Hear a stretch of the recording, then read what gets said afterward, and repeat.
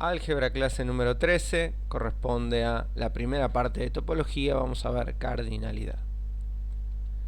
Muy bien, definimos conjuntos equipotentes. Dos conjuntos se denominan equipotentes si y solamente si existe entre esos dos conjuntos una función biyectiva. Recordemos que una función, para ser biyectiva, tiene que ser inyectiva y sobreyectiva. Dos conjuntos que sean equipotentes también vamos a decir que tienen el mismo cardinal, que tienen la misma cantidad de elementos, dado que toda función biyectiva aplica a uno y solo uno de los elementos de A en uno y solo uno de los elementos de B, utiliza todo el conjunto A y utiliza todo el conjunto B, se pueden equiponer uno a uno los elementos y por lo tanto afirmar que si son equipotentes tienen el mismo cardinal.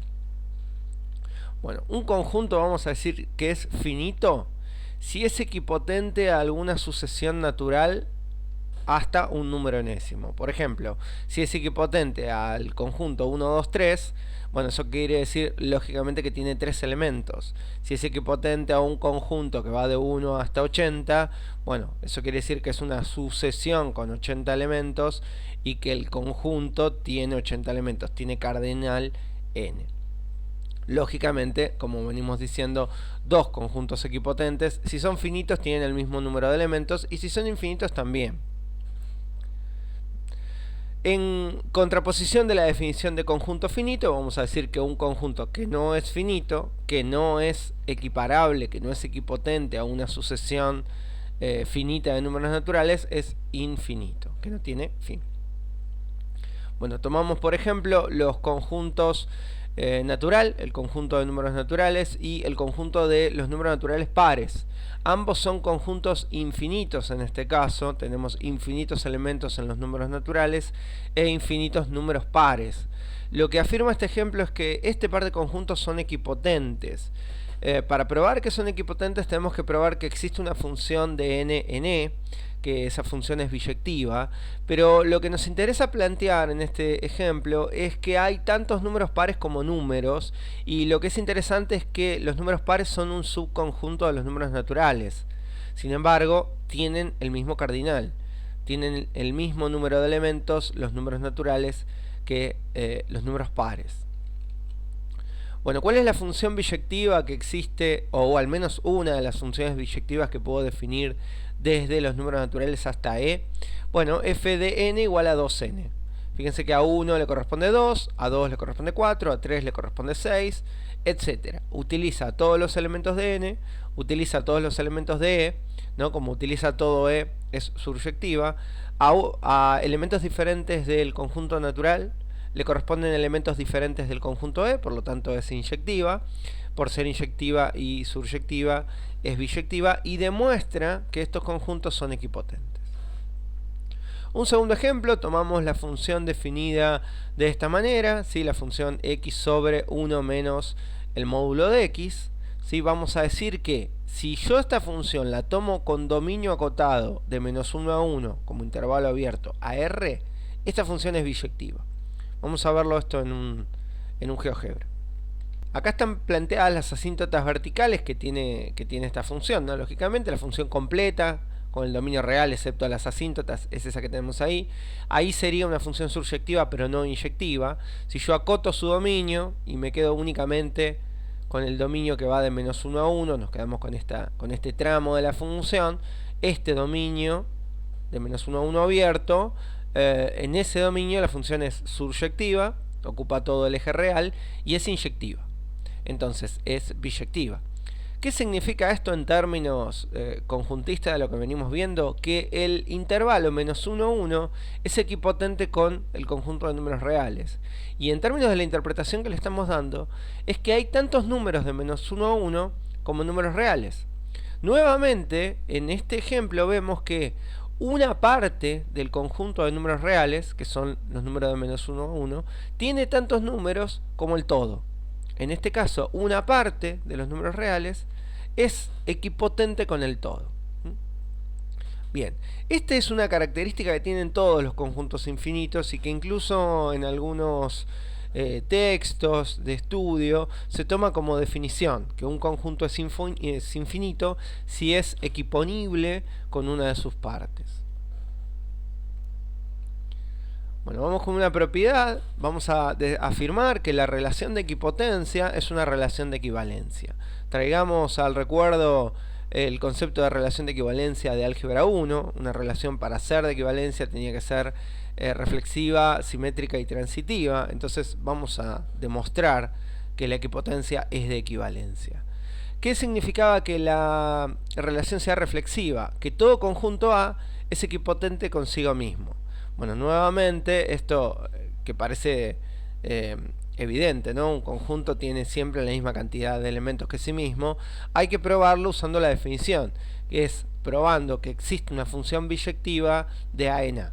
No que todas las funciones son biyectivas, sino que existe al menos una. Bien, tomamos la función de identidad, f de x igual a x, a un elemento de A le corresponde a sí mismo. Bueno, esto lógicamente a todos los elementos diferentes de A le hace corresponder elementos diferentes del codominio, que también es A, y ocupa todo A. Como ocupa todo A como conjunto de partida, porque si no sería función, ocupa todo A como conjunto de llegada, es decir, el codominio es igual a la imagen, y por lo tanto la función es tanto inyectiva como surjectiva y es biyectiva. Prueba que A es equipotente con A. ¿Qué significa o qué significaba que una relación sea simétrica? Que si un conjunto A es equipotente con un conjunto B, eso implica necesariamente que B sea equipotente con A. Bueno, lógicamente la intuición nos dice que esto es lógico, que esto es coherente, pero hay que probarlo, ¿sí? Por hipótesis, A es equipotente a B, eso no lo tengo que demostrar. Y si A es equipotente a B, existe una función que llamamos f, que va de A a B, y que esa función es biyectiva. Esa función afirmo que f asigna un elemento x del conjunto A, un elemento y del conjunto B, ocupa todo el conjunto B y a elementos diferentes de A le corresponden elementos diferentes de B por definición de inyectividad. Bien, recordemos cuál era la condición desde cálculo 1 para que una función tenga función inversa. Una función, para que su inversa sea también función, tenía que ser biyectiva, y la inversa de una función biyectiva es también biyectiva.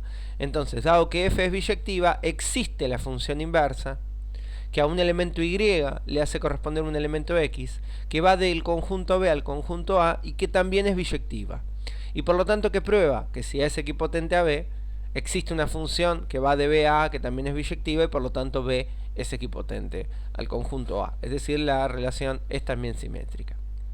Y por último, la transitividad. Esta propiedad afirma que si A es equipotente a un conjunto B y B es equipotente a un conjunto C, entonces tiene que ocurrir que A es equipotente a C para verificar el carácter transitivo de la relación. Bueno, A es equipotente a B y B es equipotente a C por hipótesis, eso no lo tengo que probar, entonces puedo afirmar que existe una función f de A en B biyectiva, tal que a un elemento x de A le asigne un elemento y de B. Y B es equipotente a C también por hipótesis, así que existe una función g que va de B a C, que también es biyectiva, y que a un elemento y del conjunto B le asigna un elemento z del conjunto C. Bueno, nuevamente usando conceptos del análisis matemático, para que una composición de funciones exista, el conjunto de llegada de la primera función que se aplica tiene que coincidir con el conjunto de partida de la segunda. Entonces, como acá la función f termina en B y la función g empieza en B, eso se cumple, así que no habría inconvenientes. Y además, la composición conserva la biyectividad. Si compongo funciones biyectivas, la composición es biyectiva. Entonces, existe una función compuesta de g compuesto con f, que f va de A a B, ahí a B lo toma g y va a C, entonces la composición va directamente desde A hasta C, tal que esta función a un elemento arbitrario x del conjunto A le asigna, salteando el elemento y, directamente el elemento z. Es decir, tengo g compuesto con f, que es biyectiva, que va desde A hasta C. Y esta función, por ser biyectiva, me permite demostrar que A es equipotente con C. Bien, dado que la equipotencia es una relación de equivalencia, como todas las relaciones de equivalencia, divide al universo en clases. En este caso, las clases quedan determinadas por el cardinal. todos los conjuntos que tienen un único elemento pertenecen a una misma clase de equivalencia y por lo tanto tienen características similares. Todos los conjuntos que tienen 17 elementos pertenecen a la misma clase de equivalencia y en realidad lo que nos interesa acá hablar es de los conjuntos infinitos que pertenecen a una misma clase de equivalencia. Bueno, ¿a qué llamamos conjunto numerable? Bueno, un conjunto va a ser numerable si es equipotente a los números naturales. Bueno, tomemos un segundo para explicar esto. Para empezar, un conjunto para ser numerable tiene que ser infinito, porque los números naturales son infinitos, pero además tiene que haber una equipotencia entre este conjunto y los números naturales. Tiene que existir una función biyectiva entre el conjunto numerable y los números naturales, o lo que es lo mismo decir, el conjunto numerable se puede ordenar de manera que forma una sucesión infinita de números diferentes. Eso lo vamos a probar un poquitito más adelante. Ese cardinal, esa cantidad de elementos que tienen todos los conjuntos numerables, incluidos los números naturales, es lo que se denomina el Aleph 0 o el Aleph sub 0. Es el cardinal del infinito de los números naturales, ¿sí? El tamaño, entre comillas, de ese infinito se denomina Aleph 0. Y llamamos a un conjunto contable si es numerable o es finito. Acá hacemos un asterisco, una llamada, porque hay muchos textos que toman numerable y contable como sinónimos. Nosotros hacemos una pequeña distinción. Todo conjunto numerable es también contable, ¿sí? Porque si es numerable es también contable, por la definición que está acá abajo. Pero si es finito, por ejemplo, un conjunto que tiene 14 elementos, es contable pero no es numerable. Es contable porque es finito, se puede equiponer con un subconjunto finito de los números naturales, pero no con todos los números naturales. Bien, vamos con esta propiedad que mencionaba recién. El conjunto de términos de cualquier sucesión infinita de elementos distintos es siempre numerable. Si yo tengo una sucesión infinita y todos los elementos pruebo que son diferentes, entonces ese conjunto es numerable, ¿sí? Esa es una propiedad. Es fácil demostrar esto porque basta con definir una función que vaya de n a sub n, es decir, que a uno de los números naturales le corresponde el primer elemento, a sub 1. A 2 de los números naturales le corresponde a sub 2 de la sucesión, a 3 le corresponde a sub 3, etcétera, etcétera, etcétera. Como por hipótesis todos los elementos son distintos, la función sería inyectiva. Y como se ve claramente que estamos usando todos los elementos de la sucesión, entonces la función es surjectiva. Esta función es por lo tanto biyectiva y prueba que los elementos de la sucesión, sin importar quiénes sean, siempre y cuando sean diferentes, es equipotente a los números naturales y me permite afirmar que es por lo tanto numerable. Bueno, tomamos un ejemplo. El producto cartesiano de n por n es numerable. Yo quiero demostrar esto. Quiero demostrar que el producto cartesiano, el conjunto formado por pares ordenados de manera tal que el primer elemento pertenece al primer conjunto y el segundo elemento pertenece al segundo conjunto, y que son todas las combinaciones posibles, tiene cardinal Aleph 0. Tengo dos formas de probar esto. Ahora que tenemos la propiedad de arriba, podría o bien encontrar una función biyectiva entre los números naturales y el conjunto n por n, o bien probar que puedo ordenar el producto cartesiano n por n de manera que conformen una sucesión infinita de números distintos. Bueno, el producto cartesiano, recordemos que es tomo un elemento acá de los números naturales que sería el 1 y lo combino con todos los elementos del segundo conjunto, 1 con 1, 1 con 2, 1 con 3, 1 con 4, etcétera. Y después vuelvo al primer conjunto, tomo el 2 y 2 con 1, 2 con 2, 2 con 3, así hasta que armo todas las combinaciones posibles. Intuitivamente uno podría pensar que hay más elementos en el producto cartesiano que en los números naturales, porque hay una combinación de números consigo mismo y daría la sensación de ser más. Bueno, este ejemplo plantea que no, que hay la misma cantidad de números naturales que en este producto cartesiano. Esto hay que demostrarlo, ¿no? Por supuesto. Ordeno los elementos del producto cartesiano como si fuese una especie de matriz, ¿no? todas las combinaciones con el 1 en la primera fila, todas las combinaciones con el 2 en la segunda fila, todas las combinaciones con el 3 en la tercera fila, etc. Y sigo, ahora trato de seguir un ordenamiento, que sería este. Parto del 1-1, al 1-2, al 2-1, al 3-1, al 2-2. ¿Sí? A ver, espero que se entienda el orden, ¿no? Voy así, ahí, bajo, subo en diagonal, a la derecha, bajo en diagonal, bajaría, subo en diagonal, voy hasta acá, voy a la derecha, bajo en diagonal. Intuitivamente espero que se vea que voy a pasar por todos los números, que no voy a dejar ninguno afuera y que va a generar este ordenamiento. Primero el 1-1, después el 1-2, después el 2-1, después el 3-1, 2-2, 1-3, 1-4, 2-3, 3-2, 4-1. De ahí voy a ir hacia abajo hasta el 5-1, después voy a subir al 4-2, 3-3, 2-4, 1-5, voy a la derecha, bueno, etc. Este ordenamiento, ¿qué particularidad tiene? Todos sus elementos son diferentes y puedo establecer una relación donde este es el primero, este es el segundo, este es el tercero, este es el cuarto, es decir, establecer esta función. Bueno, como este ordenamiento es una sucesión infinita de términos, todos distintos, esto prueba que el conjunto es numerable. Bueno, vamos con algunas propiedades que no vamos a demostrar, pero que se pueden probar. Todo conjunto infinito tiene un subconjunto numerable. Yo tengo un conjunto de infinitos elementos y puedo armar, si es infinito, un subconjunto que es numerable. Segundo, todo subconjunto de un conjunto contable es contable. Recuerden que acá estamos contemplando la posibilidad de que sea un conjunto finito. Todo subconjunto finito es también finito. Y si el conjunto es numerable, entonces es numerable. O existe al menos un conjunto numerable. Bueno, la propiedad de arriba, el contrarrecíproco, la propiedad número 2, indicaría que no puedo en un conjunto finito armar un subconjunto infinito, ¿no? Eso sería el contrarrecíproco de esa propiedad. Bueno, la unión numerable de conjuntos numerables es numerable. Si yo tengo un montón de conjuntos numerables, yo tengo 10 conjuntos numerables y los pongo todos en una misma bolsa, el cardinal no cambia.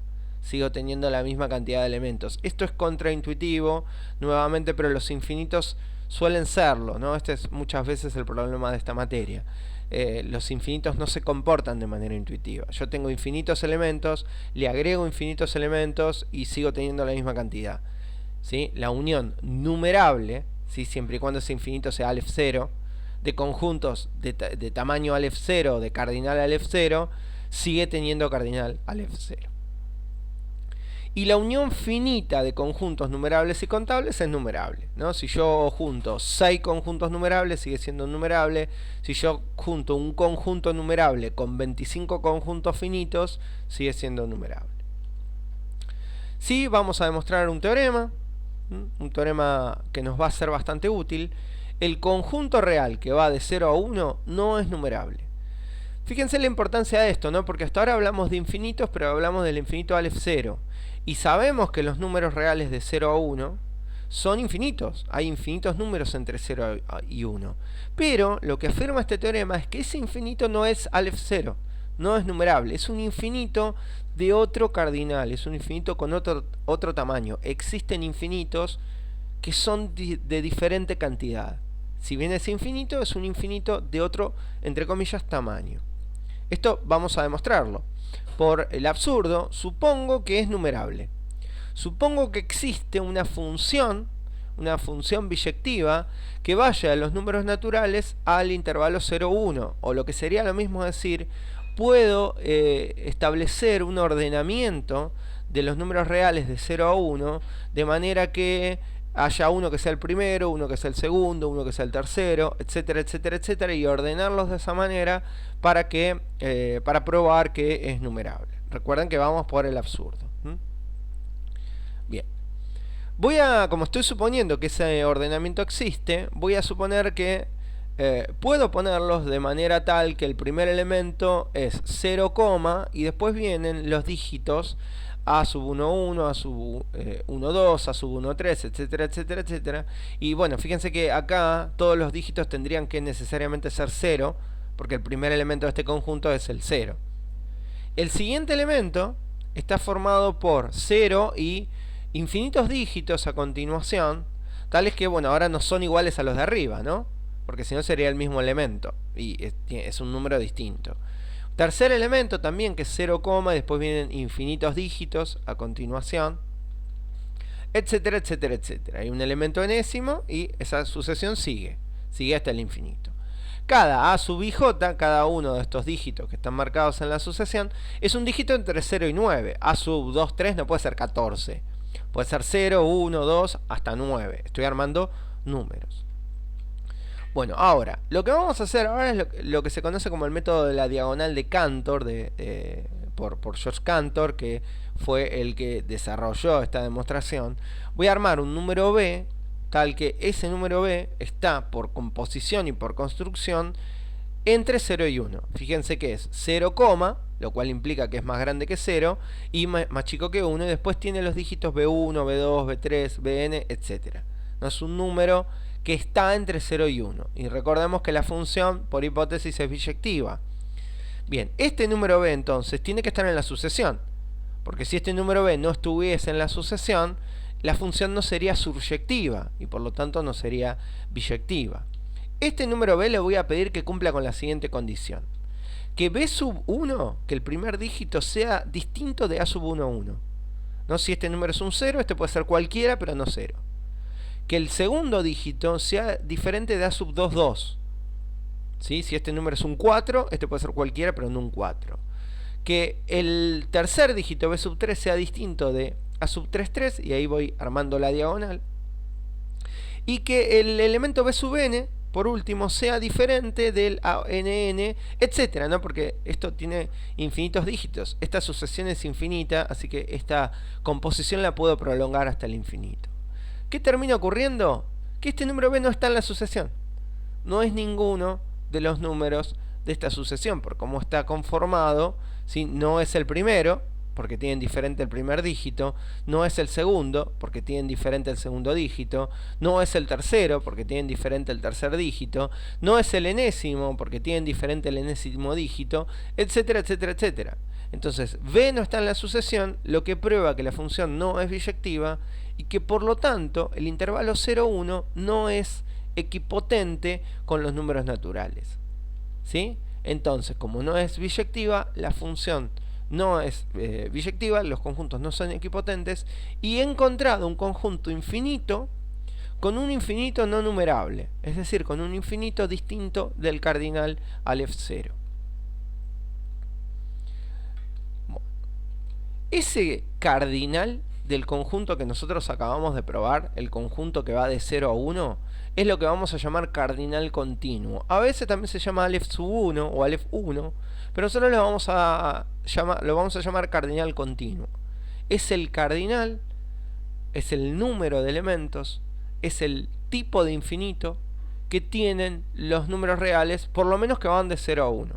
¿Sí? Esa cantidad infinita es también infinita, pero es un infinito distinto del infinito de los números naturales. Es un infinito, si se permite esta libertad, de otro tamaño. Hemos encontrado dos tamaños de infinitos: el tamaño de Aleph 0 y el tamaño continuo. Bueno, ¿qué afirma el teorema de Schroeder-Bernstein? Que es un teorema bastante interesante, o que al menos es útil en algunas demostraciones.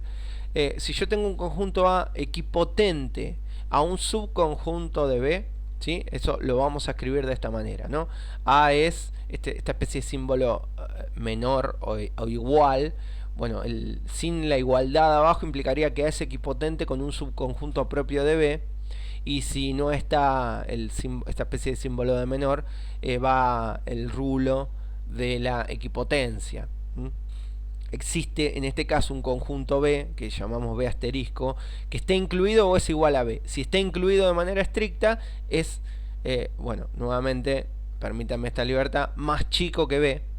¿Sí? Ojo, porque los conjuntos infinitos hay partes que tienen el mismo cardinal, ¿no? Pero al menos es un subconjunto incluido, tal que A es equipotente con una parte de B, digámoslo así, ¿no? Bueno, el teorema afirma que si un conjunto A es equipotente con una parte de B y el conjunto B es equipotente con una parte de A, entonces esos dos conjuntos son equipotentes entre sí. A es equipotente con una parte de B, B es equipotente con una parte de A es equipotente a B. ¿Sí? Ese sería lo que afirma este teorema. Bueno, hay un planteo alternativo que es en realidad más útil, que dice lo mismo, pero que se plantea en otros términos, que es que si yo tomo tres conjuntos que verifican esta inclusión, A está incluido o es igual a B, y B está incluido o es igual a C, y por hipótesis A es equipotente a C, entonces A es equipotente a B. Acá podríamos quitar la igualdad, ¿no? Porque si A es igual a B y B es igual a C, esto mucho sentido no tiene, ¿no? Como A es los números naturales, incluido o igual a los números naturales, incluido igual a los números naturales. Estoy hablando de tres conjuntos iguales, no tiene mucho sentido. Pero, por ejemplo, esto se podría plantear en estos términos. El conjunto de números múltiplos de 4 está incluido en el conjunto de números múltiplos de 2, que son los pares. Y el conjunto de múltiplos de 2 está incluido en los números naturales. Si yo pruebo que hay tantos múltiplos de 4 como números naturales, entonces este teorema afirma que hay tantos múltiplos de 4 como múltiplos de 2. Y que todos esos tres infinitos que presenté son numerables. Esta sería una aplicación, por ejemplo, para usar una demostración usando el teorema de Schroeder-Bernstein. Y esto me lleva a este teorema, un corolario de este teorema, es lo que se conoce como la ley de tricotomía, que afirma lo siguiente: si yo tomo dos conjuntos, tiene que necesariamente ser verdadera uno de tres casos. O A es equipotente a una parte de B, de manera estricta, o B es equipotente a una parte de A, de manera estricta, o A y B son equipotentes. Dos conjuntos siempre caen en una de estas tres categorías. A es equipotente a una parte de B, o B es equipotente a una parte de A, o A es equipotente a B. Ojo que acá no se habla de inclusión. Equipotencia no tiene que ver con inclusión. Por ejemplo, A podría ser un conjunto de letras y B podría ser un conjunto de números. ¿Sí? Un conjunto de letras, tenemos, no sé, de 30 letras, es equipotente a una parte de los números naturales. Yo puedo equipotener 17 letras al conjunto contable del 1 al 17. Entonces es equipotente con una parte de los números naturales. Bueno, conjunto de partes, esto también es un recuerdo de álgebra 1, a qué se llamaba el conjunto de partes. Yo tomo un conjunto A, partes de A, o el conjunto de partes de A es el conjunto de todos los subconjuntos posibles de A. Es interesante discutir o de debatir esto porque si yo tomo un conjunto A con tres elementos A, B y C, los elementos de A son A, B y C. A minúscula pertenece al conjunto A, B minúscula pertenece al conjunto B, C minúscula pertenece al conjunto A, tiene cardinal 3, tengo tres elementos. El conjunto de partes es el conjunto de todos los subconjuntos, es decir, es un conjunto de conjuntos, no de elementos, o mejor dicho, los elementos son conjuntos, de todos los que puedo armar con A.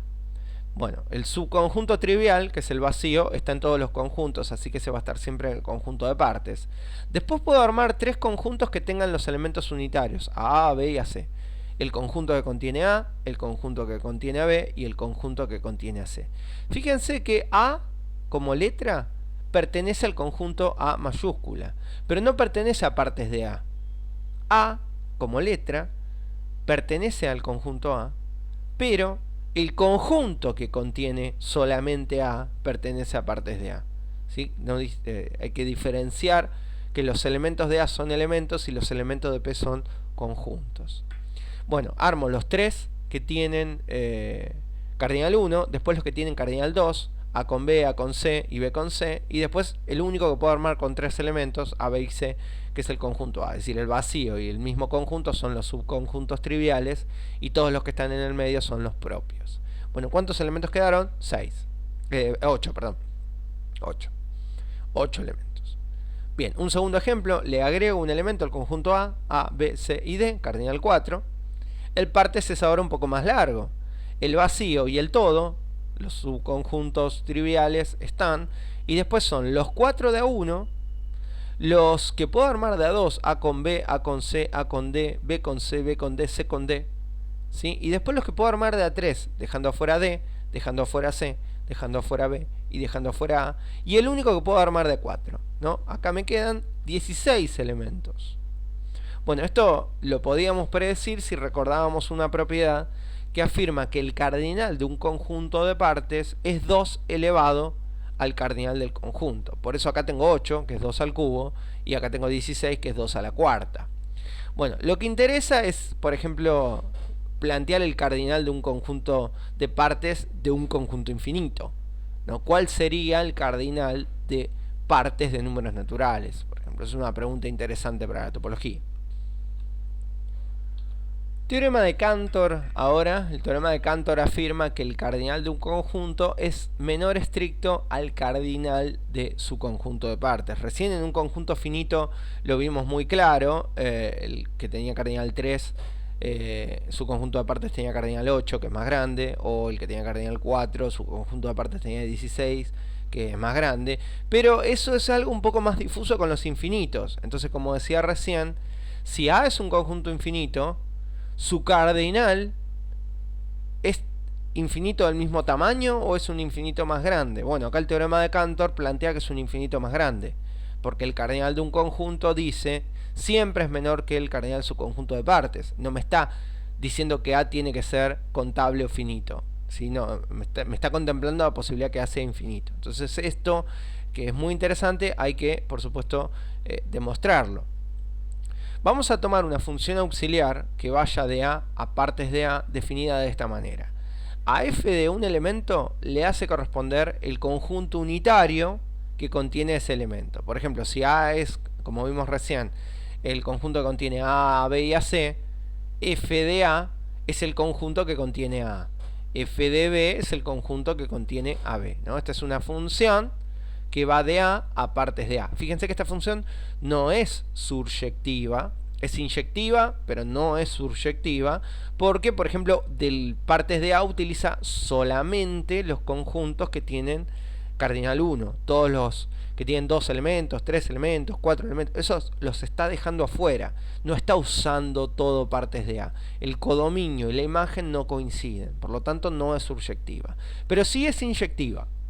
Es una función inyectiva. A elementos diferentes del dominio le corresponde elementos diferentes de la imagen. ¿Qué implica eso? Que A es equipotente con una parte de A.